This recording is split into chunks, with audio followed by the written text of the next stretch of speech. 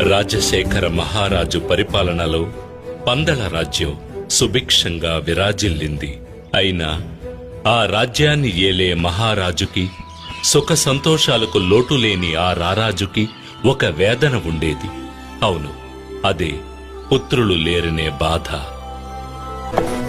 ఒకనాడు రాజశేఖర మహారాజు తన మంత్రులు పరివారంతో సహా వేటకు బయలుదేరాడు. ఆ రోజు ఎన్నడూ లేని విధంగా మనసు ప్రశాంతంగా ఉండడాన్ని, హృదయం సంతోషంతో నిండి ఉండడాన్ని గ్రహించాడు. మహారాజు ఎదుట నమ్మకస్తునిలా నటిస్తూ మహారాజు స్థానాన్ని ఆక్రమించాలని కలలు కంటున్న మహామంత్రి, వారసుడు లేని రాజ్యం తర్వాత తనకే సొంతమని భావిస్తున్న వేళ ఒక పశువాని గొంతు విని మహారాజు పులకించిపోయాడు. అక్కడ మెడలో మణిమాలతో ఒక బాలుడు కనిపించాడు. ఎవరీ పసివాడు?